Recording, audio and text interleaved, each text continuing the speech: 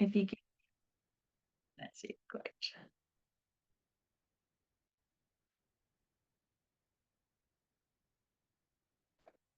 Okay. Right. We're ready. Ready to lift off for our last class in this course, Becoming Your Best Self, which has gone by both very fast and very slowly, isn't it? It's so strange the way time goes. Um, but yes, it's like a blink of an eye, and here we are on the last class. But it's going to be a very nice one because we've had our, challenging times, as it is to bring forth your best self. Uh, I heard this wonderful analogy about our potential the other day, which one of our students, she said it's kind of like, we're talking about Buddha nature, and she was saying it's like if you buy a beautiful plot of land and it's got a potential for a really lovely house. And so you go to the plot of land and you sit there and you think about the really lovely house, but it's actually not there yet. We have to kind of construct it. We've got to get all the materials together and put in the effort to build it. And building a foundation takes quite some effort, and there's nothing really to show for it yet. And then right at the end, it all kind of comes together. And that's kind of like us with our Buddha nature. It's there, our best self, it's there as a potential. And if we just kind of sit there and think, well, I've got the potential, I'll just sit here and wait for it. We're never going to get that beautiful house. We're never going to build that beautiful house that can be so warm and welcoming for everybody. Uh, and of course, building a house for a community is so much more inspiring than just like building a little shack for yourself. Probably most of us, if it was just for ourselves, would be happy to stay in a tent or something. So I really like this idea. We construct a self, we build a self. Let's build our very best one to bring out the very best in ourselves, but our whole community. And so what we've been doing in this course really is constructing a foundation, and little bits of rooms popping up here and there. And as with building any houses, you kind of have unforeseen setbacks. So that's kind of like finding the wisdom in the depression or the anxiety. And of course, the whole thing is a construct. And in the Buddhist worldview, our self is a construct, but that's a good thing. That means uh, we can actually bring forth our potential. We're not just doomed by our genetics or our environment. So we have covered quite a lot. We've looked at the different types or depths of happiness. We've looked at the worldly concerns, what distracts us from deep and lasting happiness. We looked at the 3 higher trainings, if you remember: ethics, concentration, and the correct view of reality, and how we need to actually train in those. They don't necessarily come naturally. Finding wisdom in our anxiety and depression, how just the discomfort of those experiences, from one point of view, it's actually evidence of our Buddha nature trying to burst through, like a sprout trying to burst through the ground, that it's evidence that something's wrong, and that when we remedy it, it's like it's saying, hey, it's the pain system really of our mind. Look here, fix here, and then you'll be able to get healthy. And last week we looked at how to stop feeding the monster, the destructive habit cycle, and then what we can do in its place, so that we don't have to necessarily start at the beginning. We can start wherever we can and then start dismantling it, so that we're not just forcefully trying to change like a top-down approach, but we're actually just taking the problem apart until it is no longer there. And so that leads me to, how did everyone go did you do any of your reflection sheets last week? Did you have any comments or anything to say? Yes, Mary, go for it. Hi. Well, two things. I think this class inspired me to have the thought that whatever time of day it is or whatever I'm doing, I think to myself, what is the next right action? And it kind of, and that way I get everything that I want to get done. And it's not like overwhelming, think I have to plan my whole day and then I'm not going to stick to my plan. It's just very immediate. Like, what is the next right action? And then the other thing is that, like when I was saying that to myself today, like I started to notice that I have like a stream of thought that's sort of negative, and then I'm like ruminating on negative things. So, or just things from the past that were unpleasant or whatever, So I was just wondering if you had any comments about Mm. saying to that. Yeah, the inner conversation. I mean, in one way, it's really good to notice that it's there because we all have it. Where it's dangerous is when we don't notice that it's going on because then we act on it as if it's true. So at first, listening to that conversation, whether we just become aware of it in our mind or if we're journaling, often it's what becomes very loud in our mind when we first sit down to meditate. That's why we can feel like when we sit down to meditate, our mind becomes even more of a mess, but it's just because we become aware of it. And so actually, it at the beginning especially, there's a couple of things we can do. One is if you can, put it aside. So that's the first one, to create some space and to go. My little trick was to go, yeah, Miffy, you can think about that, but not now. Now I'm focusing on my breath or I'm focusing on refuge or whatever it is. Think about it later.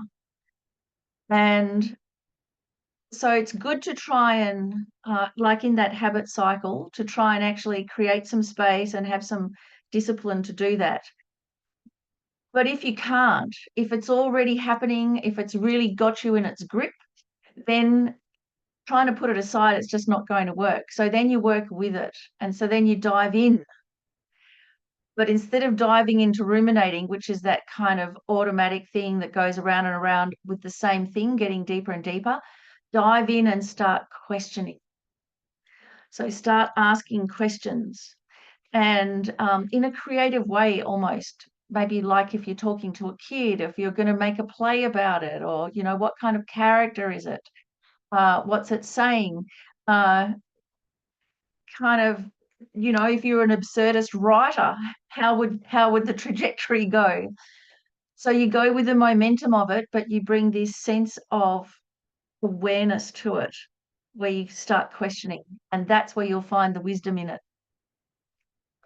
If the momentum's already happening, it's no good trying to go against the momentum. That's just my own experience, that it's better to go with it, but in a very alert manner. And so I try and think, my aim for that's very simple. It's like I'm going to ask enough questions that I come up with a new thing. Whereas rumination, you just come up with the same thing over and over. So you'll be able to tell. If you come up with a new thing, then you've done the work. Yeah. Okay, thank you. And I just want to say I've really enjoyed this class. Thank you. Wonderful, wonderful. Well, we're actually going to be looking at just these kinds of things today, Mary, about how to structure our day, actually. So, um, Peggy, how about you? How have you been going?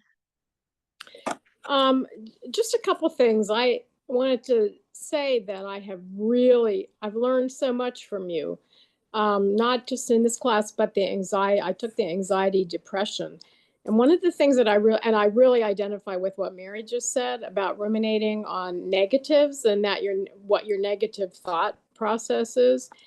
And I like what you just said about catching yourself and saying, I can deal with that in a different time. But what I've learned from you is actually a way to name what's going on in my head. So I really like what you said, inner conversation, which often for me is a negative.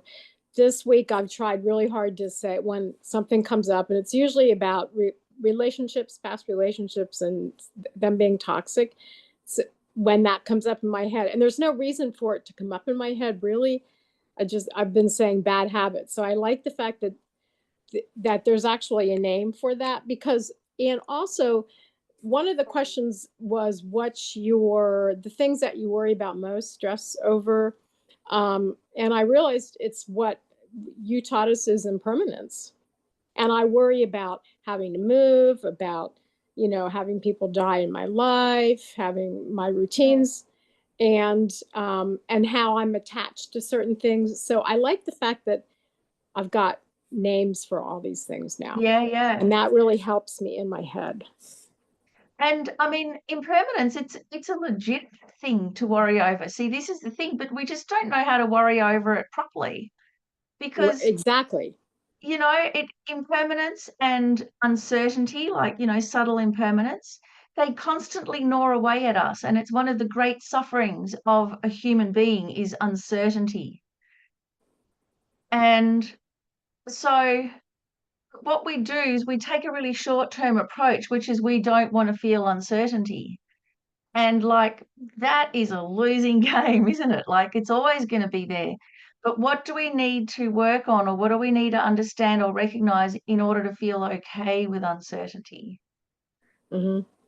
And the same thing with then, course or obvious death and impermanence. Like everybody's going to die either before me or after me. That's just a fact. So worrying about it isn't it's kind of missing the boat, because in one way, we can grieve now. We can grieve for our future suffering. We can grieve already for being separated from our loved ones, and we can take some compassionate action towards ourselves. It's like a Tonglen. We can take on that suffering now and give ourselves what we need: compassion and support and love and all the things of why those friendships are important.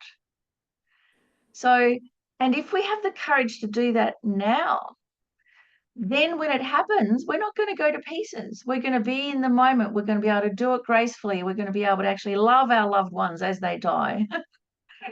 So I think our biggest mistake is when these unpleasant feelings come up, we just don't want them.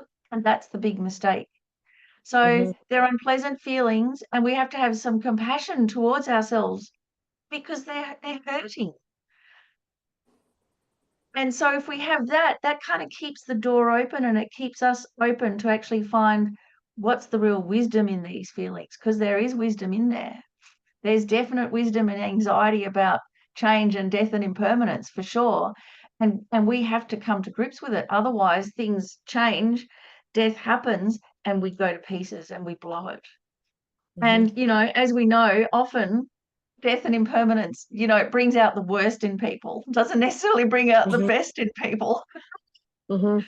And it Mm-hmm. brings out the worst because we're terrified and we haven't got used to showing compassion to ourselves or sitting with discomfort. So, if you've got anxiety, you can use it to benefit you. Who Mm-hmm. knew? Who knew? Exactly. And then luckily that anxiety or the quality of it will change. It won't be that horrible rumination anymore. It'll be actually motivating you, and it won't freeze you up, so that because this Mm-hmm. often happens to me, you kind of collapse into I can't do anything. It'll actually motivate you to do what you can now. Like you'll Mm-hmm. be actually motivated. Yeah. Mm-hmm. Yeah. Oh, so wonderful, wonderful, wonderful. Thank you. So let's have a look at what we're doing today. So we've already looked at what we've covered so far, and really what she said about just what's the next right action to do. That's really good. Like the right decision, just the next one, step by step. It's a really lovely approach. We've looked at the reflection sheet. So today, putting it all together in a daily practice. And as with everything, we can have it very complicated or we can have it quite simple. So the very basics, a morning motivation. What do we do during the day, and how do we end the day? We can end the day on a high note. In amongst all of this, we're going to just have a look a little bit at how meditations are actually our spiritual fuel. And I've got two really nice meditations to lead today. And prayer's all poetry, because not all of us are religious. Lots of people that do this course are not necessarily religious or Buddhist, Lots of us are Buddhist but might have aversions to prayers, or some of us may just absolutely love prayers. So it all really depends. The thing about whether it's prayers or if it's inspiring poetry, what we want is the ingredients, all the ingredients that we need in a package that inspires us. So whether it's a prayer or whether it's poetry, that's going to be up to us, but something simple that we can get started with. So today we're going to start with a meditation called the World of Support. And this is really nice because we do find ourselves in a very mixed world. Some people we get on with, some we're frightened of, some annoy us. Most people we don't even notice. So how can we become aware of this world in an authentic way and have a really good relationship with it? So let's have this as our starting motivation for the day, for the evening. Okay, so take a nice deep breath.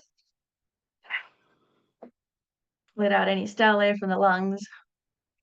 And just imagine that you're sitting on a nice, gently sloping hillside, and it's a beautiful day.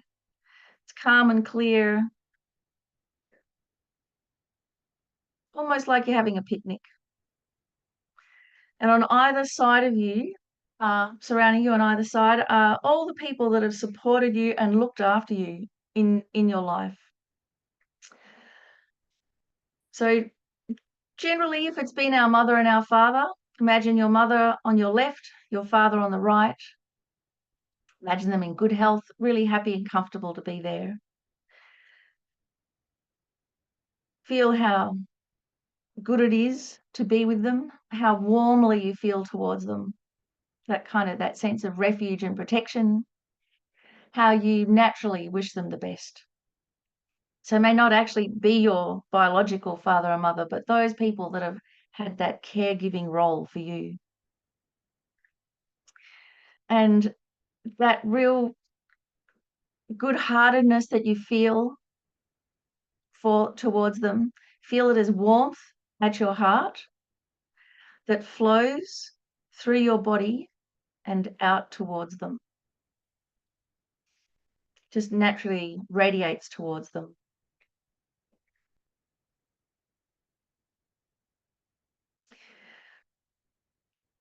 Seated behind you, imagine all of your friends, family, brothers, sisters, best friends, even some of the authors that wrote a book that changed your life, that one really good teacher at school that just made all the difference. Perhaps if you have a really good doctor.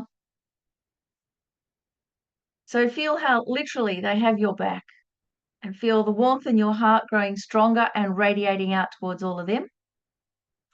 And as that kindness from your heart, as those rays of kindness hit them, they become happy and free of problems.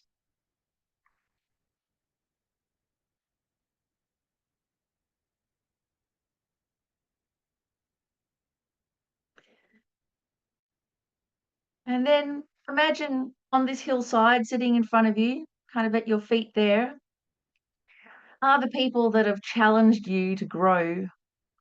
So it might be the rude boss who you have to actually practice patience with, hold your tongue. It might be someone who triggered all of these feelings of social justice within you. Even though you were scared, you stood up to them. The first person you had the opportunity to practice forgiveness towards.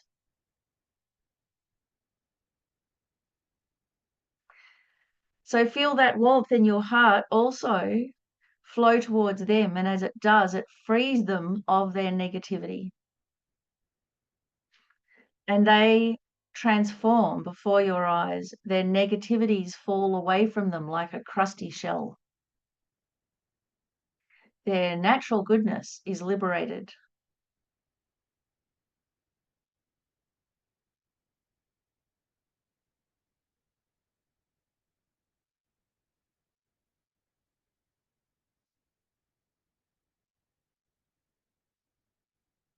And then on either side of you on this hillside, stretching way out into the distance, are all the people throughout history that have indirectly contributed to your well-being. So if you wear spectacles, if you wear glasses, the person who invented the optical lens, who spent their life refining it, who even had to do it in secret because it was banned and they may actually be imprisoned. All the medical researchers, many who were ostracized for their ideas.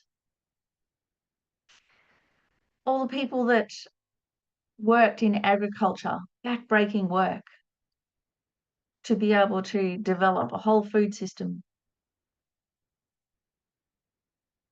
All the cleaners, all the educators. This incalculable amount of benefit that we receive from total strangers, not just at the moment, but all the way back through history. So feel now that the entire world is permeated with the warmth of your kindness radiating from your heart, that it reaches everybody and it flows from your heart as easily as breathing.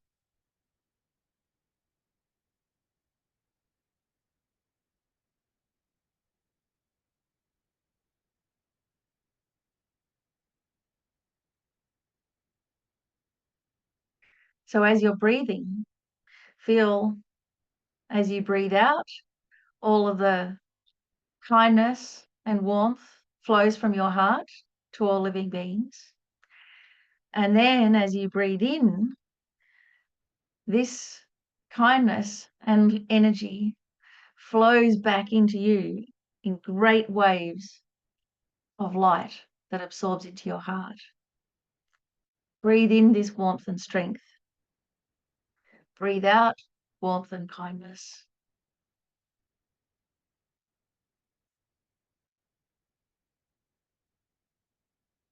These three groups of people, the friends who supported you, the challenges without which you wouldn't have developed any strength of character, and all the strangers who we experience continuous benefit from.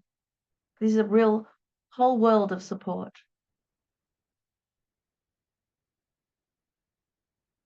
So as we're breathing, then make a determination that with every breath of our life, may we be able to benefit others and receive the benefit from others.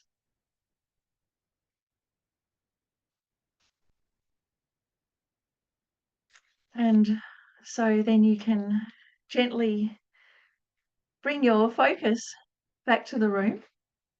We can have this same motivation for our class, how to benefit ourselves and share that benefit with others.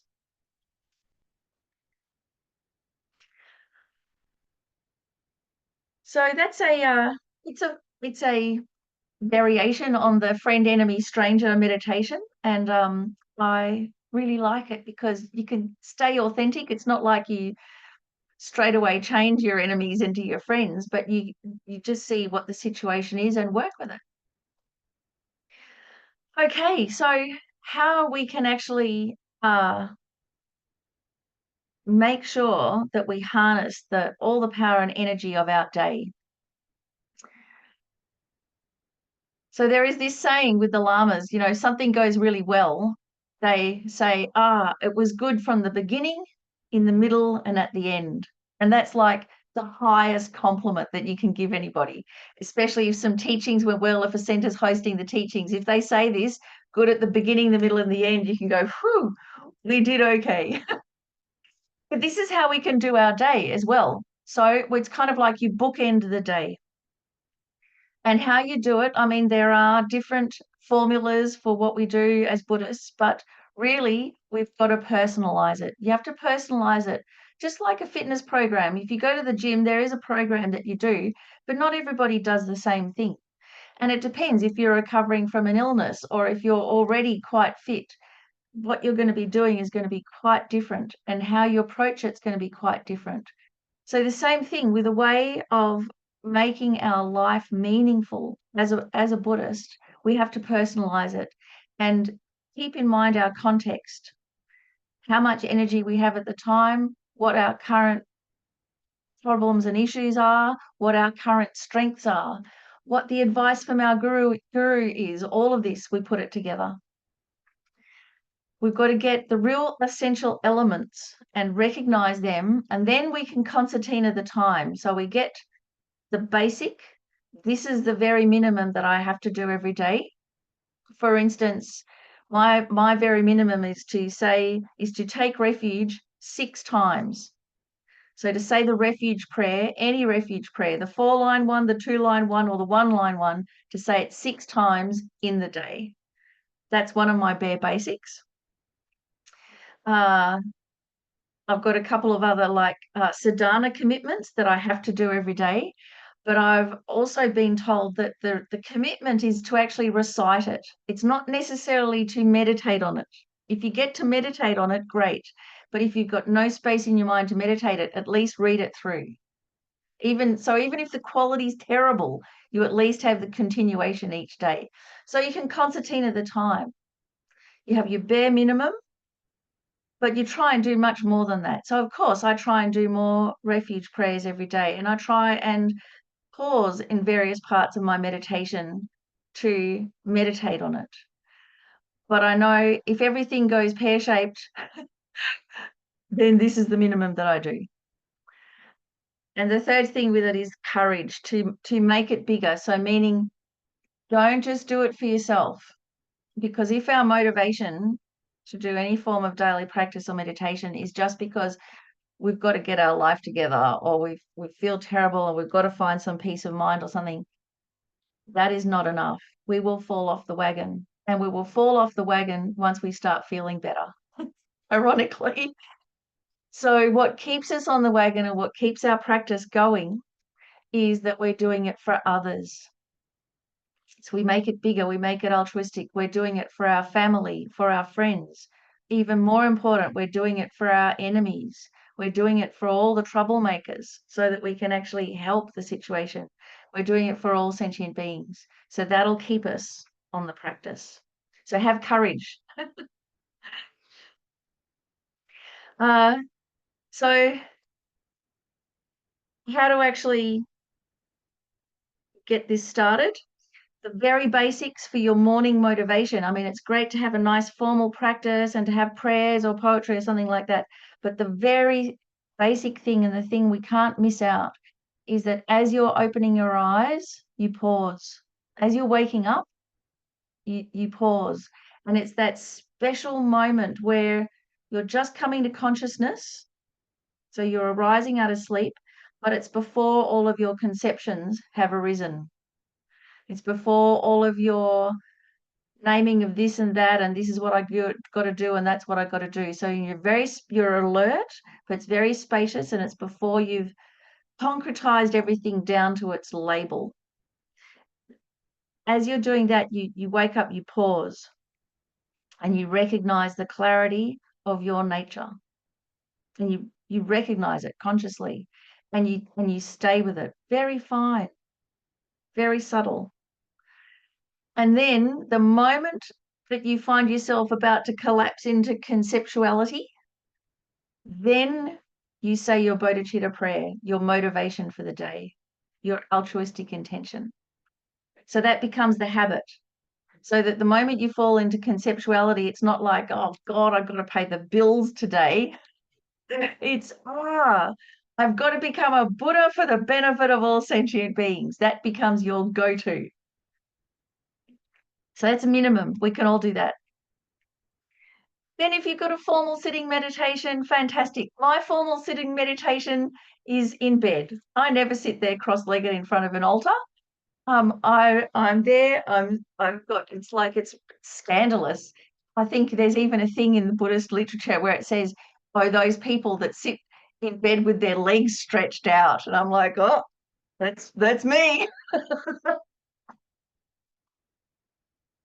But my bed's like my office. I do all my work in bed because it just takes so long. I'm going to be comfortable, thanks very much. So it can't even come to bed because it's like all my papers are out there. It's like, no, sorry, working. You're off on the couch tonight. So whatever it is, if you have a sitting practice, fantastic, but this is, the minimum.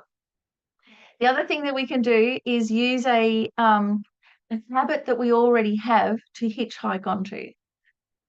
So for instance, I have some years I've meditated every day, every morning, and other years I have not. I've totally fallen off the wagon. And but what I do every single day without fail is have a cup of coffee. So that's already something that's established. I don't have to put any effort into that. So what you can do is you can hitchhike your meditation practice onto that. So what I do now, I sit there, I make my cup of coffee.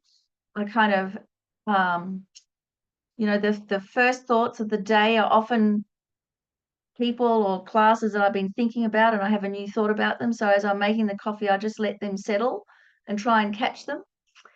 And then I sit down with my coffee and I do my speech blessing. And so by the time the caffeines hit my nervous system, I'm on the bit of the speech blessing where all the light is flowing through you. It's fantastic. So it works. And so now they're melded together. Another thing that I do, which I hate watering the garden, it's so boring, but once I started melding that together with the Chenrezig practice, and the nectar coming from Chenrezig's right hand. So now I hold the hose in the right hand, and I imagine it as the nectar coming from Chenrezig, spraying out all over the hell realms and liberating the hell beings. So it's, you take whatever you already do and you find how to hitchhike on an established habit. Swimming, running, feeding the cats, shower. Shower is fantastic for Vajrasattva practice. Really, really good. Cleaning your teeth, you could do that with a speech blessing too, I think. And also, because Geshe Zopa pointed out, the 32 major and 80 minor marks of a Buddha. So the 32 is associated with the 32 teeth of the Buddha. So as you're cleaning your teeth, you can think, may I bring forth all of the 32 major marks of a Buddha for the benefit of sentient beings.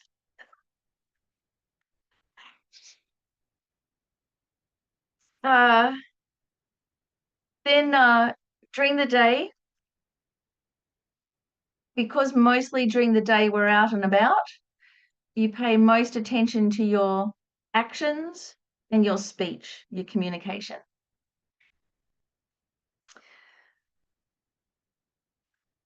How we set our motivation is really going to determine how the day turns out. So, if we have awareness when we set our motivation, then we're having the day. We don't have to continuously remind ourselves. We're already off in the right direction. And so then whatever happens and whatever we do, it becomes the practice. It's not like meditation is the practice and the day is not. Meditation is the warm-up. It's not the practice. It's the warm. Going out in the day and interacting with sentient beings and watching your body and speech and cultivating your mind, that's the practice. So whatever happens becomes the practice. And eventually, with habituation, our virtuous practice like this will become second nature. It just takes practice. That's it. It's no magical thing that happens. It's just repetition. So you go out, you have your day, and then at the end, you dedicate. And so this might be keeping a little bit of a gratitude journal, but you bring your awareness to what were the key things that happened that day, and you make sure that you gather up all that good energy and dedicate it so it doesn't just dissipate. So that's kind of in a nutshell, the beginning, the middle, and the end, but we'll go a little bit more in depth into it in a moment. Are there any questions so far, questions or comments? How are we going? Oh, yes, Damien. Hey, Miffi. So the motivation in the morning and at the end has been really helpful. I just find that as the day goes on and you get caught up with things that I realize I lose track of the motivation. And so I'm thinking, is it worth having a middle of the day type routine or something? Yeah, yeah. So if you have a middle of the day routine, so often it's eating, like my eating's really erratic, so that's kind of no good. But if you sit down for lunch, you can incorporate something in the lunch so that when you're eating, you don't just do like mindful eating, which actually just increases our attachment. You think, okay, I'm going to eat to sustain this body for Dharma practice. I'm going to eat to practice generosity to the 80,000 organisms within my body. And I'm going to eat to offer to the Buddha nature, to the deity within, so that I can manifest as a Buddha for sentient beings. And that'll recalibrate everything. And you don't even have to do all or my home over. You can do it in your mind, and you just, the first few forkfuls, you think like that. And if someone's chatting, you just have your mouth full, you know. So something that you're already doing, or if you have a cup of tea, if you sit down, you have a tea break, perfect time to recalibrate. But have something really short that just reminds you, not too long. Okay, thank you. I mean, I've got one little thing from His Holiness, a really beautiful little saying, which we'll get to in a moment. So here we are. We've got the morning motivation as you open your eyes. A formal sitting practice is great. Hitchhike on an activity. Then during the day, watch your body and speech, and have a habit that you're cultivating, a current project of developing your character rather than jumping all around the place. Say just working on gentle speech instead of harsh speech, or working on remembering to recalibrate your motivation on a cup of tea, whatever it is. Then evening dedication, we're going to look at this one thing that you could do better and rejoicing and appreciating. And it's in that order so that you end on a high note. So you don't end up like, oh no, what a disaster. So one way that we can set our direction in the morning, setting off on the direction, is to ask, why am I doing this? And ask it 3 times. So you go deeper into the motivation. This is really effective. So I'll give you an example of this one because we've got Christmas coming up. You guys, you've got Thanksgiving. Like these are big events where there's often lots of cooking involved and relatives. 2 potential disasters in one room, right? So then, is that sit-down family dinner, is it about the dinner or is it about the family? So you go, oh, okay, I've got to cook this big 3-course dinner. So you ask, why? Well, it might be a whole lot of reasons. Might be because your sister did it last year and this year it's your turn. Or it could be that you want to impress somebody. Or it could be that you want to shower your love on everybody. So when you're cooking, you've got to be able to remember that. If something burns, is that a disaster? No, it's just a minor hitch. The disaster is if you have an argument over it burning. If you have, I asked you to watch that and you didn't watch it, that's the disaster. Because why are we cooking? We're cooking for connection with others, not for the food. And so then if you remember that, if you ask, why am I cooking this? You go, okay, for connection. And even more so to repay the kindness of the family, to create harmony, to be the positive glue in amongst all of the negativity. So you remember all of this. You go, why am I doing it? And then why am I doing that? And why am I doing that? And why am I even doing dessert? You keep going, why? If you get that really clear, then when the dinner's on and someone brings 3 other uninvited guests, you're not going to freak out and go, oh no, we don't have enough food. You're going to be open-hearted naturally. Come in. There's always room for more. We'll share some more. So the reason I bring this up is because I know somebody that on one of these special dinners, when one of their relatives brought 3 extra people, they made them wait in the car. And the reason was because they'd they'd cooked this amount for this amount of people. And if they didn't, if they had to stretch the food out, then those people wouldn't get enough dinner. So it's like the whole thing had collapsed onto the dinner is about dinner. It's never about dinner. And so then they just made them wait in the car so that those people had enough dinner. They did wait in the car. I mean, disaster. But how does this happen? A really good-hearted person puts hours into cooking. How does it happen? Because you take your eye off the ball. You haven't actually worked out what it's for, what your motivation is for. So asking why at least 3 times will save us from really big faux pas like that.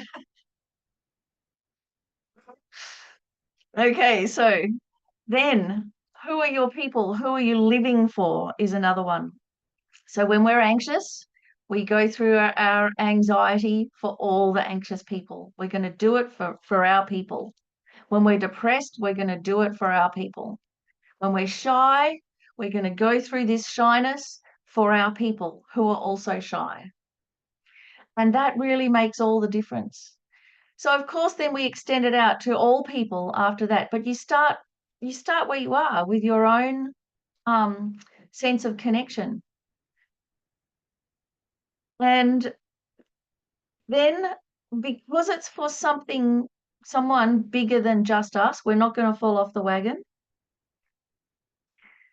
It means that any of our suffering and discomfort from anxiety or depression becomes an actual path to compassion. So I think, okay, I'll go through the alphabet almost. It's like I'm going to do it for the anxious, the alcoholics, the autistics.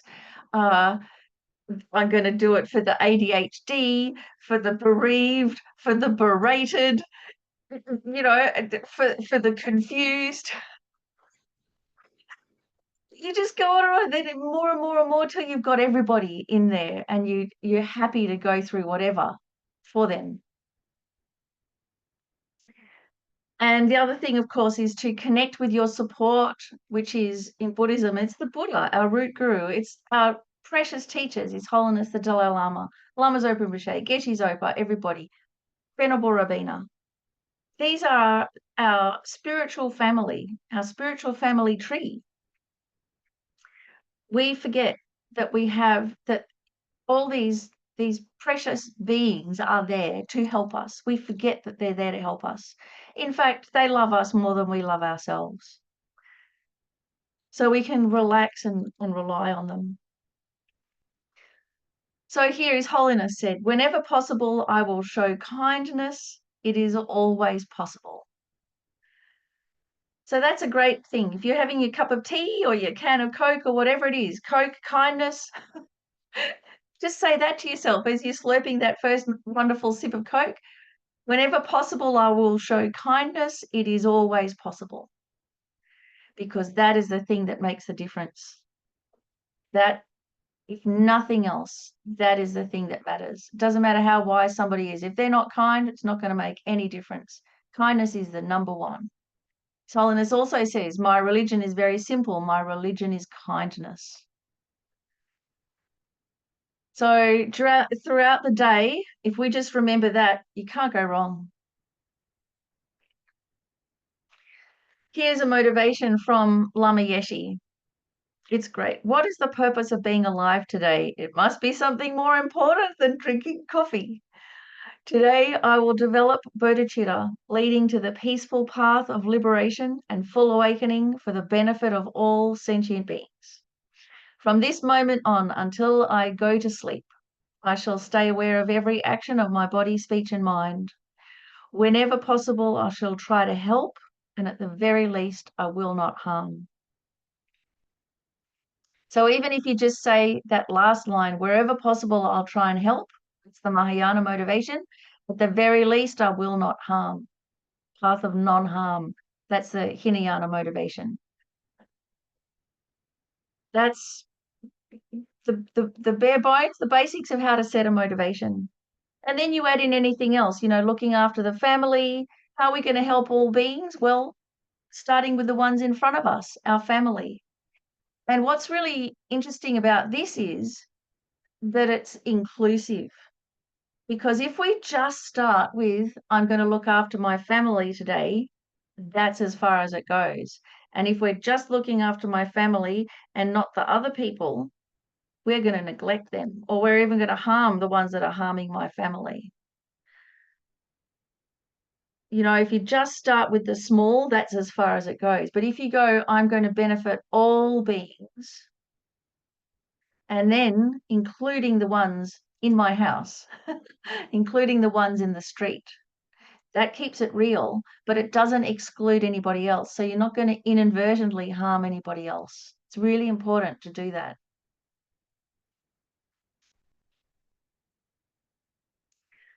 So that leads us to the four immeasurable attitudes. So how we can kind of take this and run with it. The four immeasurables, as they're called in shorthand, they're a universal practice. You don't have to be a Buddhist. You don't have to believe in anything. It's a universal attitude that we can all develop. And they're called immeasurable because it's about this including all beings, immeasurable beings, not just a certain set of them that are related to me, and forget about the rest. So immeasurable meaning a huge, immeasurable number of beings. And focusing on these four immeasurables is very effective. And I'll give you one example. I think there was a British experiment that they did where in this workplace, when everyone started work at 9 o'clock, from 9 till 5 minutes past 9, everybody sat there and had to go through in their mind all of the good qualities of their workmates. And just think for 5 minutes about their good qualities of everybody that they work with, and then have your day. And of course, can you imagine what happened? Lily, you've got a question or comment?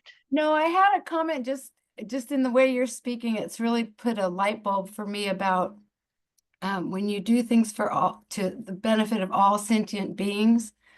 This might sound so simple, but it includes myself. Thank you. Fantastic. They're fantastic. That's right. But yeah, it's a nuanced thing, isn't it? Yeah. Because so many times when I hear about like self-care and self-compassion, it just creeps me out. And it creeps me out, it's because you're starting with yourself. And it just doesn't sit right. But if you go all sentient beings, including me.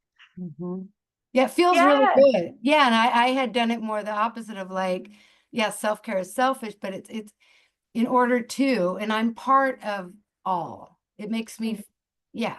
That's right. It has these other things too. We become part of everyone. So now suddenly we're connected. It's much more sense of equanimity. And in fact, I think we'd end up naturally being kinder to ourselves, because often we treat ourselves mean. We'd never treat our friends like we treat ourselves. We'd never say those things in our head that we say to ourselves. We'd never say them to our friends. So yeah, that's great. You've got it, Lily. Spot on. When you tend to be a people pleaser and so then thank you. Then you can turn it back and you can be a people pleaser to you too. Yeah. You can be kind to you too. Yeah, thank you. Fantastic. I also Really like good. meditating in bed because I've always felt a little because that is my favorite, my go-to. Like I wake up in that space and it feels wonderful, and I feel like, oh, I'm not doing it right. I'm not on a cushion. I'm not not oming. Yeah. So thank you. I know it's funny because also like the Tibetans, you know, they say it's so scandalous to meditate with your legs sticking out, but actually they all meditate in bed, because what they do is they sit up in bed cross-legged, so they put a bit of effort in. But it's their bed. That's where they sit. It's an all-purpose thing. So, you know, we've got a bit of wiggle room. I hope I'm not a bad example to you all. So here's the four immeasurables. Loving kindness.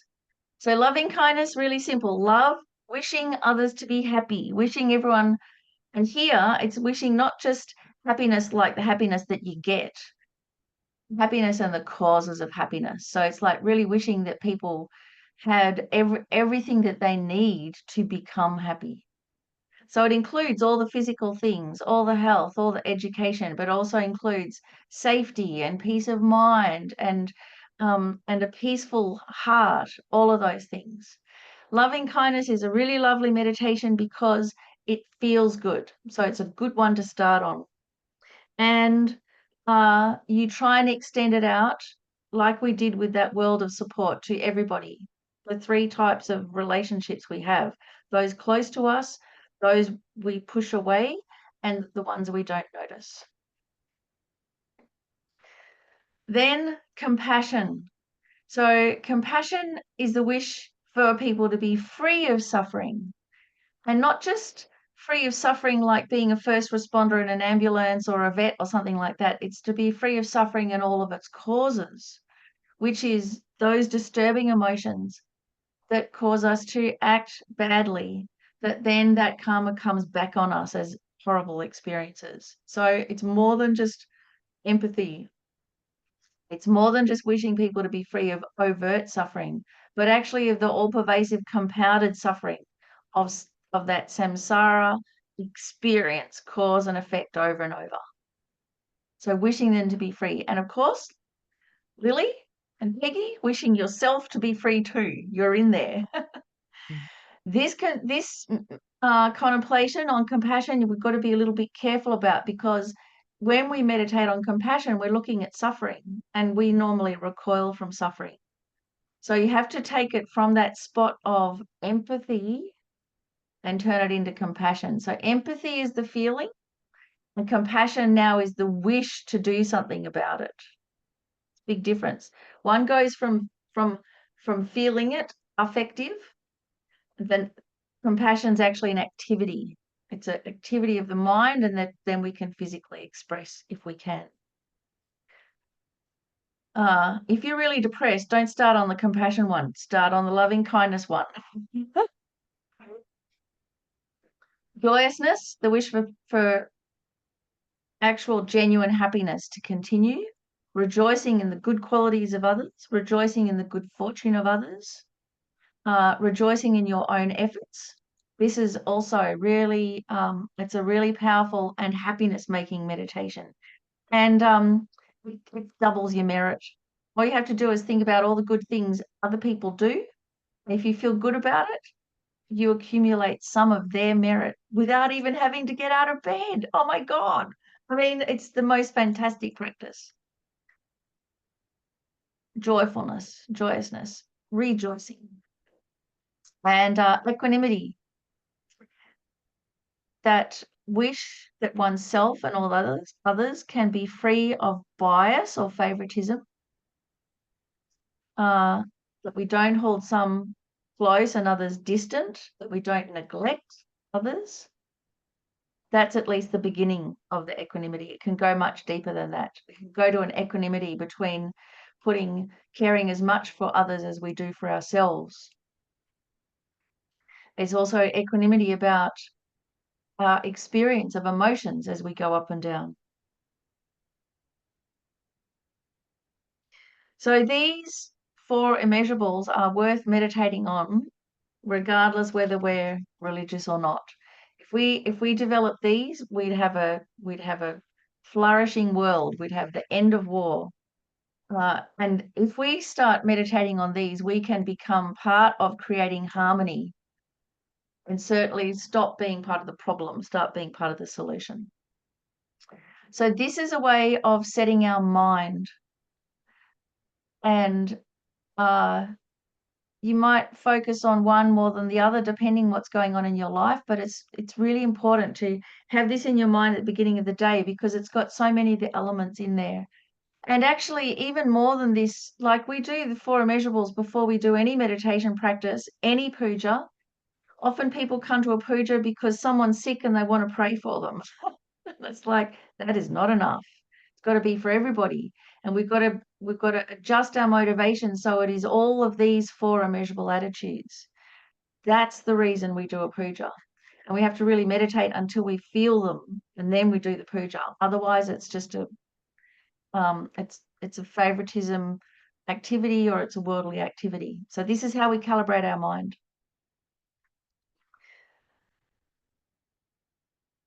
And then, okay, so we've set our motivation. We've got, this is our starting meditation for the day. If you don't have a meditation practice, this is the one to have. And then we've got the 10-point checklist, how to act during the day. So body, speech, and mind. Now, many of you might have heard about the 10 non-virtues, the 10 non-virtuous actions. So normally we talk about them from this kind of lower scope of refraining from harm. At least that stops making things worse. It stops us doing damage. But actually we can take it from a higher scope point of view, which is doing the opposite, cultivating the virtuous actions, actually being proactive about it, helping others, and then at the very least refraining from the harm. So this is how we live our day, you know, in the middle bit, what we do in the day. And it has a very profound effect on us, because if we want to feel, if we want a sense of self-worth, if we want to feel worthy, we actually have to do something worthwhile. That feeling of being worthwhile or worthy doesn't come from someone telling us we are. It comes from actually living a worthwhile life. If our actions are virtuous, or if at the very least we're not harming, then we will have natural self-esteem, we'll have natural confidence, we'll naturally feel worthwhile. So really what it's saying is we're our behavior. We are our behavior. We're not our beliefs. We can have whatever belief we want, but actually who we are is how we behave, how we act. So I'm not very good at acting. I like a good checklist. I like this is what you do, this is what you don't do, because at the time I have no idea. It doesn't come naturally to me. And situations are so complicated, it doesn't come naturally to me. So this is the checklist. So we've got the 3 of body. So normally it's to refrain from killing, refrain from stealing, and refrain from sexual misconduct. But actually a nice way to think about it is, whatever we do, try and protect life, protect lives, offer safety, go give a blood donation, donate to a wildlife charity, you know, to little kiddies, or sponsor a monk or a nun. Protect life. Share our things. It's nice sharing. Whatever we share, a cup of coffee can be something really small. Share a smile. So share what we have, what we can. And stay faithful. Don't cheat on your partner. Like, instead of like don't cheat, think of it as stay faithful. Have an honest relationship. So this, even if it's just a tiny thing, even if it's just like getting the spider in the glass and taking the spider outside, whatever it is, tiny things, they all count. And then it makes our life very beautiful. We've become a good living being to be around. Well, speech is a little trickier. Speech is how we mostly interact with others, so it has a big effect. It's our most of our connection with others is through speech. So instead of lying, to be truthful. But being truthful is not enough. Being truthful can be, it can be brutal. It can be very unfriendly. It can be very fear-driven. So it's true is the starting point. But also what we say, it has to be harmonious. So not divisive, not separating others, but creating harmony. What we're adding in is adding in harmony. And also our speech, to try and make our speech gentle, not harsh. oh boy, that makes all the difference in the world. And I get caught out with this all the time because, you know, being autistic, things come out of my mouth and they're quite blunt. I don't think they're blunt. I think I'm being clear. But then I see the look on the other person and it's like, uh-oh, it's happened again. So to try and be gentle. Oh my God, it's so hard to try and bring gentleness to it. And you know, even when we get upset, we tend to raise our voice. You know, it sometimes it feels like a physical assault. You hear the neighbors if they're arguing, and it feels like an assault on you. So you really try and gentle your speech. This is what comes across with our llamas, isn't it? How gentle their speech is. And last one, to be useful. So instead of just gossip or meaningless speech, useful speech. So I'll give you an example about this. So a while ago, we had a run-in with one of our volunteers. We wanted to do something, and it involved getting up on a ladder. And so they got really freaked out about this. And so they wrote a really heavy letter about, have we checked our insurance? You know, if something like this happens, we need to be reported. And then it was kind of like a bit passive aggressive. I have full confidence that you will do all of this and you'll note it in the committee meeting notice and you will run it through the this and you'll do the that. And I'm like, holy moly, where did this all come from? So where it came from, of course, was fear and concern. And they really tried to, you know, they said, my motivation is because I care and I really don't want something terrible to happen. And so I'm thinking, how come it came across so heavy? And so I realized it was true, but it didn't have the other ones. It wasn't kind and it wasn't useful. So the kindness wasn't in there. It wasn't like two people who care conversing, how can we make this safe? It was heavy. And I could see the heaviness came from fear, but nevertheless was heavy. And also it wasn't useful. It didn't have any solutions. It was just, no, don't do this and don't do this and don't do this. It wasn't, hey, I can help sponsor a guy with a ladder, or, you know, let's employ, or this is someone I know whose job it is with ladders or whatever. No solution. So I really took this to heart because I too try and be really truthful, and I often forget about, is it kind and is it useful?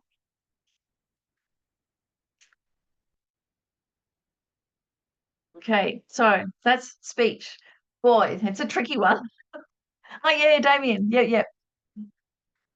I hope I'm not jumping anything here, but on the gentle side of things with speech, what I've noticed is also really important, being gentle, is how to receive things. So for example, sometimes with work, if there's too much noise, you know, and it's not getting to the point, I find myself being less gentle. Yeah. But I don't want to be, you know, but Yeah. also it becomes unproductive. Yeah, so I think with so there's a couple of things with speech. So one thing that I have learned is that if people are very het up, you have to meet them with as much intensity. If they're really het up and you're very, very quiet, there's no meeting point. You have to meet them with that intensity and then de-escalate it. So Okay. what we normally do, though, when we're on autopilot, is we do mirror people. So if someone's yelling, we will mirror it and yell back before we even notice it. And then we go to the other extreme. We go, oh, I'm trying not to yell. So they're yelling at me, and so then I'm talking very quietly. And so then that makes them even more angry. So both of those are kind of two extremes. So one is you could kind of say, hey, I'm trying to get your attention too. So it's kind of as loud. I often find bringing in some humor, acknowledging the elephant in the room kind of thing helps. And then go, oh, let's talk about this quietly. So I'm a big one for scripts. Everything, the way I am able to communicate with anybody is that I have like 1,000 scripts in my head. Because it's part of the autism masking, of course, because how I would speak normally, it just doesn't come across how it should. So I've got all these scripts in this situation, say this, and this situation, and it's really worth it. It's just you have a few scripts up there that you can say, a few little jokes that you can pepper in there. Parents do this with their kids, don't they? They have the scripts of what to say to de-escalate them. So the kid's going, "Whoa," and so the parent goes, "Whoa," and then has a little laugh and says, "How about we take it down a notch?" Yes. So the thing to be aware of, Damien, is our automatic mirroring of others. So we can kind of use it. You mirror it to make the connection, and then you take control and offer gentleness. So what does the situation need? It needs everyone to slow down and take a breath, because it isn't that panicked. Who can do it? Me. I can offer this. Peggy. I learned this skill over the weekend. Actually, it was in a sermon that I heard, and I don't know it's exactly Damien's situation, but in a group, where you have group norms. Like, it's not that you're doing a presentation to strangers, but group norms.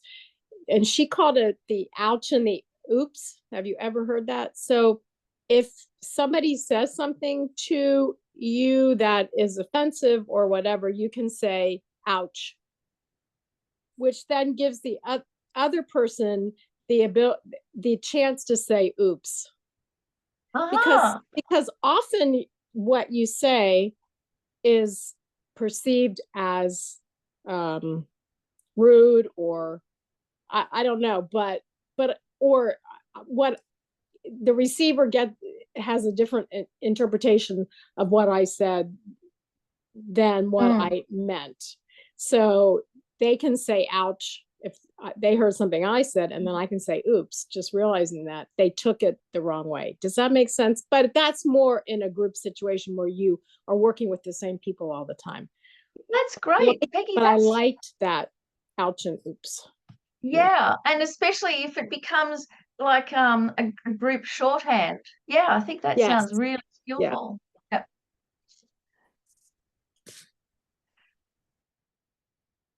The other thing of too is to remember that when people are upset, we've got to acknowledge that they're upset. You can't deal with the upset with logic or clarity. You've got to acknowledge the upset. And then they feel heard as a being, and then there's the space to bring in the rest. Because there is no logic to being upset. You can be upset about something you don't even believe in, but you're still upset. So it can be even embarrassing. You're upset. Often when people are upset, they're humiliated. They don't want anybody to know. But if you just go, "I know it's hard," or "Isn't this an uncomfortable situation," or whatever, you just recognize the difficulty and the upset without needing to justify it in any way, and without them needing to justify it. Just go, "Yep, I get it. It's awful." And if we can establish that, then everything else can follow from it. But if we go straight into, "Oh, but that didn't happen," or "We don't have to worry about that," or whatever, now we've discounted the feeling, and then we're at loggerheads. So yes, that's another thing that I've learned the hard way. Oh dear. Yeah. Okay, so then thanks very much for that. So we've got to be true, but also to be harmonious with our speech. So to bring the solutions and the harmony, the gentleness, the kindness in our speech. Whatever we have to say, especially difficult things, try and say it in a kind manner. and try and be useful, present solutions, have meaning to it. And then with our mind, well, to practice a state of contentment. So this is great because we'll never have enough. We'll never, even if we get the things, we'll want to collect the whole set. So actually what we've got to do is practice contentment. And there is a little saying for that, which is, what I have is enough. It's great. What I have is enough. It's not everything and it's not perfect, but it's enough. So we're practicing a state of contentment. It's okay. It's okay for what it is. And then actually when we get stuff, we will feel great about it. And when we lose stuff, we won't worry about it because we have this state of contentment. Kindness is the other one. So instead of focusing on malice and revenge, focus on kindness and how to be kind, even how to be kind to recalcitrant people, to aggressive people, to you know, screaming kitties, whatever. Which kindness should be our number one go-to. And then the last one, which is instead of distorted views or wrong views, to have curiosity. So you know, it's wisdom, but how do we encourage wisdom in our mind? Curiosity. It's kind of open. It hasn't got any pride in it. It's full of energy, like we're interested. And so this is a great one too, even with speech, because when someone's talking, one of the really great go-tos for, especially if someone is upset, is to say, tell me more. Tell me more about that. What happened? How do you feel? How does that make you feel? So this natural habit of curiosity, it's for us, it's really good, but it then can extend over to how we interact with others. So those are the 10 virtuous actions, virtuous activities of body, speech, and mental activity or heart activity. And they're kind of in layman's terms, how we can get started as a checklist. They're pretty non-negotiable. We have to be able to do those. Then we can finesse it afterwards. And we'll find that in good circumstances, it's easy to do them, and it's tricky in hard circumstances, which means that generally we are a good person. We're only a good person circumstantially. And that's why we don't feel so good about ourselves, because we don't trust ourselves. We don't have confidence. So we've got to be able to get to a stage where we're confident that even in a difficult situation, we've got this checklist and we're going to hold on to it with dear life. So this one as well is something that I came to the long way round, because I had to figure out how to act and how to be with people. You know, like even being true. Someone would ask me on the street. I remember one day someone asked me, what time is it? And in my mind, I'm thinking, why do we always say the time? Why don't we lie? Like who said? So I told them the wrong time just to see what would. Anyway, I still think about that person now. But the very fact that 99% of the people, when you ask them the time, will tell you the right time, it just shows a natural goodness in human beings, doesn't it? I mean, that's what I learned from it. It really went against the grain, saying the wrong time. So all of this, we do it because we have the conditions that support us. So Maria's done that too. But if we bring our awareness to this, then in difficult times, we will have confidence that we'll be okay. We'll know what to do. Especially in times of violence or war or social upheaval, that's when we need to have this strength behind us. Okay, so then the end, we're going to run out of time again. How to end the day. Oh, So in a nutshell, with the 10-point checklist, so when we're in the company of others, you watch your body and speech. When you're home alone, watch your mind. Really nice and simple. So then looking back at the day, and we have a bit of divine accounting where we look back and it's like having a little pile of white stones, a little pile of black stones. The good things that you did, the things where you stuffed up. So some days there's going to be more white stones and some more black. Whatever it is, to bring awareness to it. The good things that you've done, congratulate yourself. So that might be an actual thing you did, like you gave somebody your lunch because they hadn't eaten in 2 days and you had a big breakfast, or you gave them your lunch because you could see they needed it and you were fine to give it. You wanted to help them. So you congratulate yourself. Let's go, I did a good thing. I was a worthwhile human being. I'd be pleased to know me. I contributed to the happiness of the world. If you manage to do it with the bodhicitta motivation by me offering this lunch, may they have all the spiritual sustenance they need to become enlightened. May I accomplish the perfection of generosity so that I can become a Buddha to liberate all sentient beings. Have a sandwich. Really congratulate yourself that you got it together to put it all together in this one activity and feel good about it. We often shortchange ourselves on this. We discount the positive things that we've done. We've got to rejoice about them.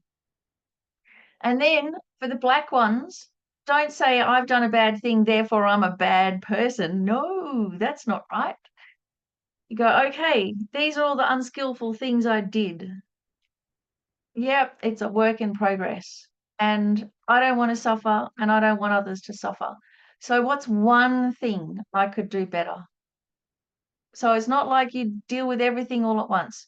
If you've got a purification practice, then you can definitely deal with the seeds of those. But it's kind of this, I think there was a great sportsman strategy about this, the 1%. You just do everything 1% better.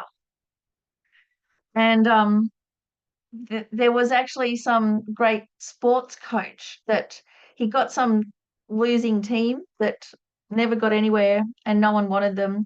And so he just got them all to whatever they were doing to just do it 1% better. So when they did up the laces of their shoes, to just do them up 1% better. So to make sure that it was the right tightness, that the laces were tucked in properly. And so with everything that they're already doing, just 1% better, slowly, the team got better and better and better. And he actually led them to become a winning team. So this is what we can do with our mistakes. We go, okay, so I stuffed up all of these things, but what's one thing I could do better? Well, perhaps, Damien, it's like I get a script in my head. I've got 3 or 4 sentences up my sleeve that when it happens, I've practiced them. I've run it through in my mind. I'm ready. And then, okay, I'm ready. So next time that happens, it might be tomorrow, might be next week, it might be in 3 years' time. I'm ready. Maybe one thing I could do better is to just next day go and apologize, say, oh, I was a bit rough yesterday, I'm sorry. There's all sorts of things. But the thing is, something that you can do, a doable one thing you can do better. Not that I'm never going to do that again ever in my life. That's not realistic. So the divine accounting, this will keep us sustainable. The other thing then is how you rate your day. Now, here's an interesting thing. I just might stop the share for a moment. So when someone says to you, oh, how was your day? What do we normally say? It's sort of like, oh, Good. good. And what do we mean when what do you mean when you say good? What are you referring to?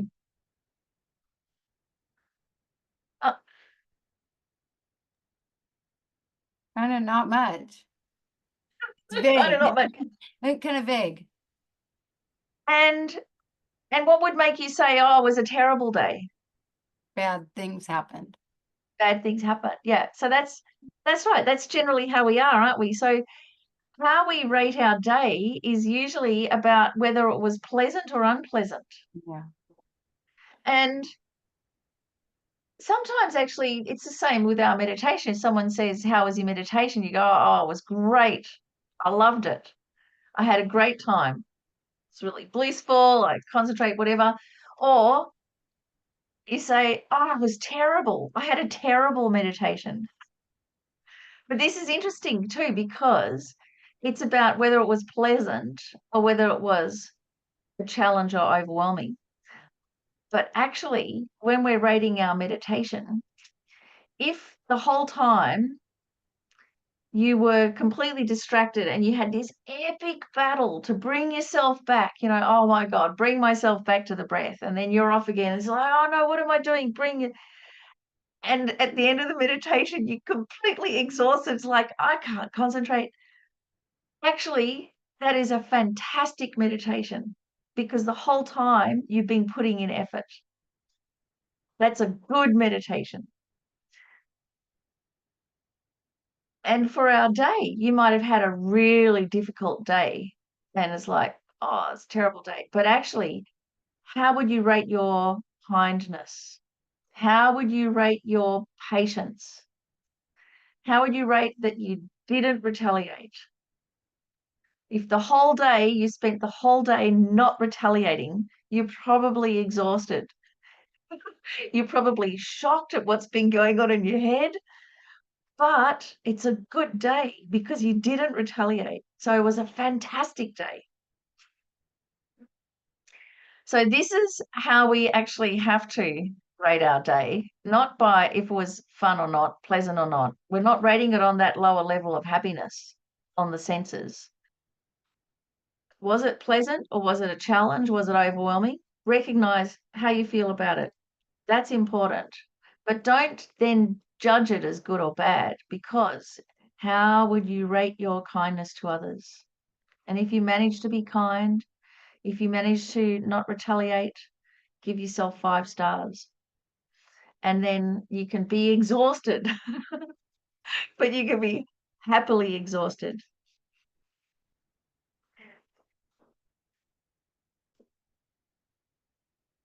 So it's a slightly different mindset. Now, here's a beautiful dedication. If we want a prayer, here's a prayer. Due to all the merits of the 3 times accumulated by me and by others, merely by seeing, hearing, remembering, touching, or talking to me, may any being be freed in that very second from all their sufferings, diseases, spirit harms, negative karmas, and obscurations. And may they abide in the peerless happiness of full enlightenment forever. So this means anyone who sees a post that you made on Facebook, anyone that you have an argument with, anybody who sees you and waves across from the street, any cat or dog that you talk to, whoever thinks of you because they like you or because of being in anger, doesn't matter. If you make this dedication, it all becomes meaningful, all of it. Our very presence in the world becomes beneficial with this dedication. It's just fantastic. So you can be completely useless. You can have no contribution technically, physically to the world, but just with that motivation, your very existence can benefit. It's so amazing. And you can use this dedication when you do things for others. So when I was making costumes, I would sew this dedication, I'd print it out and I'd sew it in the lining of the jacket so that whoever sees the performer, whoever thinks that the show is fantastic, whoever thinks the show was crap, whoever fell asleep in the show, whoever wrote a review about the show, may they all be free of all their sufferings, diseases, spirit harms, and abide in the peerless happiness of full enlightenment forever. So that's my stealth dharma. you can do this when you're cooking, when you're making Christmas dinner or Thanksgiving dinner. You do this dedication. Everybody who eats this dinner, even if they hate it, even if they're like, I can't eat it, I'm vegan, even if the dog steals it, even if it burns, even if it gets chucked in the bin, even if it turns into poo and goes into the sewage, doesn't matter. You have, by just that very act of cooking, you make this dedication, becomes a cause for your enlightenment and the enlightenment of all others. It's just fantastic. Okay. So we're to our ending meditation. Before we do that, what other comments or questions do you have? How are we going? We've got beginning, middle, end. Anything about the ending the day or the dedications?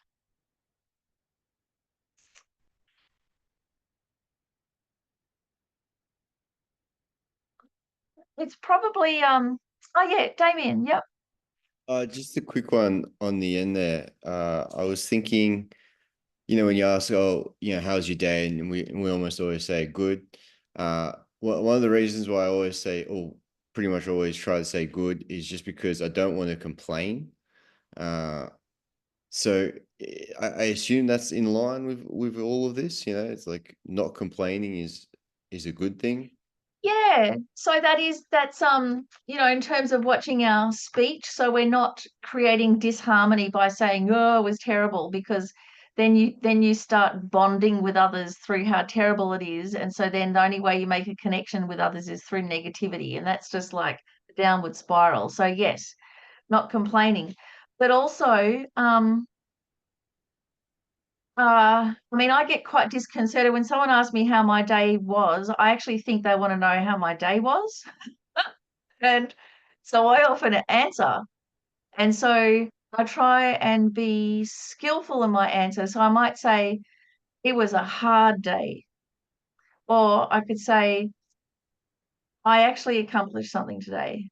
Or I could say, it's a bit of a blah day, but it's nice to see you. So to try and be a little bit more truthful, because I somehow think that authenticity helps connect you with others. Because otherwise you get to the stage where people go, hi, how are you? Good, thanks. That's it. They don't even wait for the question. Yeah, that's a great point. I have also found, though, that if you've had a terrible day and if someone asks you how your day is and you say, you get halfway through saying I've had a terrible day and you burst into tears, and that can be quite confronting to people. So yeah, sometimes you maybe just say, better not talk about it. Or so pretty much when I've had a really bad day, I'll go, fine, thanks. Which is, it's kind of lying. So yeah, try and be as skillful as you can. I do think with these very short social interactions, that's our only chance to make a connection with people. And so if we can have the presence of mind to make it an opportunity to actually connect with someone. And if we can't talk about our day, guaranteed if you go, let's not talk about my day, but how are you? It's been ages since I've seen you. Then there's the connection. And it's authentic.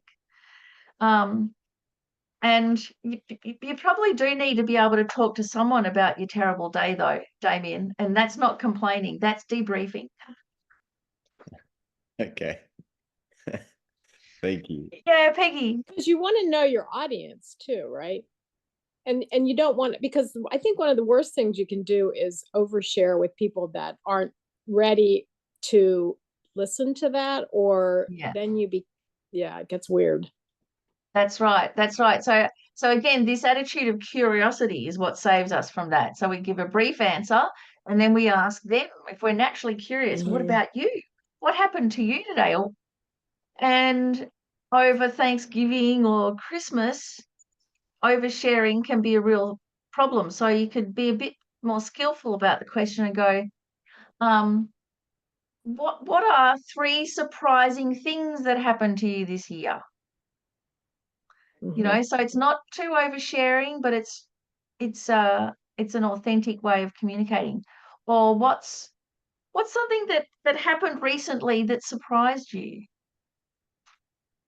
So, having this habit of natural curiosity can help us do that, and getting people talking about things in this safe little area is a really nice way to start connection with others. I find the most disconcerting ones are when people ask about your health, because I think that's really personal. But I have learned the people that ask about your health are the ones that are really unhealthy and suffering. And so all you have to do is ask them, and how are you going? And then they'll tell you everything. And then once they start telling you about their bowel movements, then you can go, too much information. I have no idea how many times that happens. So you do have to know your audience, Peggy. And again, it's good to have a few little scripts up your sleeve to be able to just get the ball rolling. And again, there's a purpose. It's a useful conversation. Even though it's kind of small talk, it's got this, it will help the social glue. It doesn't create disharmony. Okay, so we've gone over, but we're just on time. I wanted to do the last little meditation with you, and then we can go just have a really quick what happens next. So this next meditation, stepping into your best self, because we all have the potential to be superheroes, all of us. That's what all of the deity practices are. Chenrezig, Tara, Manjushri, it's all this potential to be superheroes. So this stepping into your best self, it is, of course, is becoming your best self. We better do a meditation on it. So let's do that to end. Take a nice deep breath. Let out any stale air from the lungs. Another deep breath. Let out the air, and then let your shoulders drop. Spine become nice and straight. And now we're going to just spend a moment or two letting our imagination explore how you would be if you were fulfilling your highest potential. So imagine in front of you a screen like a movie screen. And on this screen is a super realistic movie of yourself being your best possible self in the best possible state going about your life. So watch yourself being kind, being supremely capable, being generous, moving around with balanced emotions.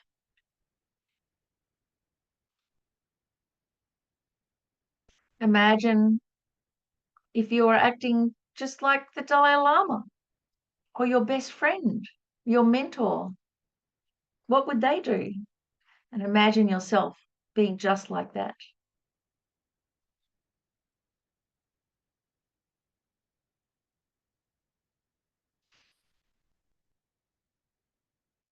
If you were the best version of yourself, how would your body language be? How would you move? How would you breathe? How much joy and energy would you feel in your body? How would you converse with others? The tone of your voice, your manner.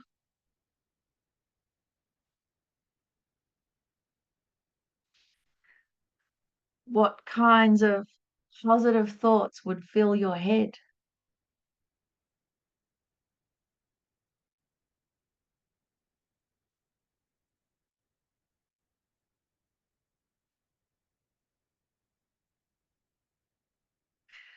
And on this super realistic movie on the screen in front of you, imagine right now, how would you feel if you were loved unconditionally.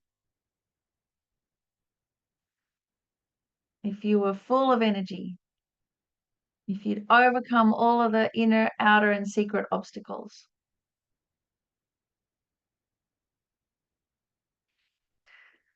If, for instance, that you've received so much that you could be generous.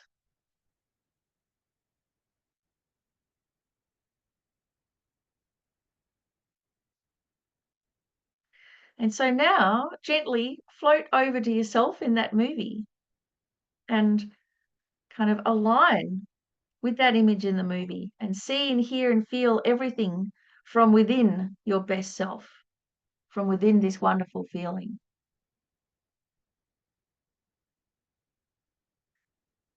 Notice how good you can feel at your most loving and most confident, most generous and most kind.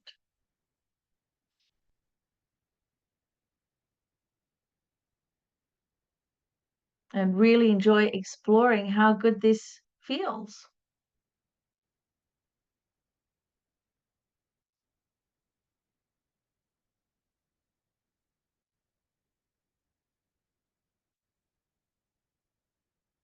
And feel how good it is to be aligned, like the picture coming into focus, to be aligned with your best self.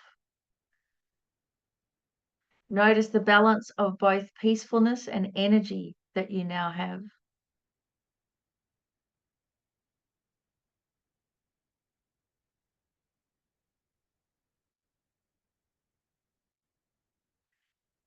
And now look ahead in the movie. Imagine how things will be, keeping this feeling within you. What would your home life be like now with this feeling of being relaxed and generous?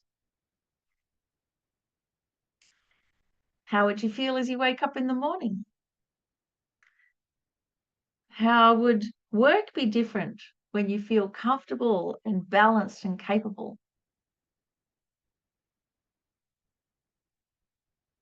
And how would your evenings be different with energy and peacefulness and a loving heart?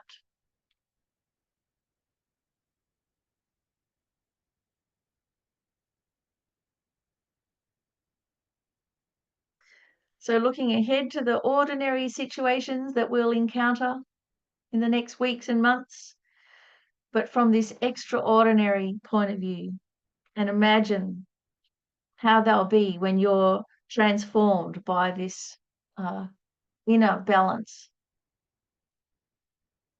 And remember this feeling to call on whenever you need to bring forth this potential and dedicate all of your efforts to being able to actually fulfill that potential to its highest, to become just like the Buddha, to be able to help all living beings, including yourself, out of suffering and into lasting happiness.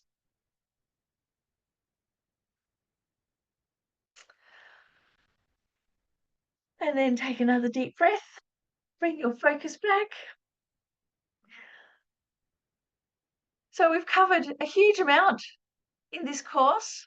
And, you know, today, bookending your day,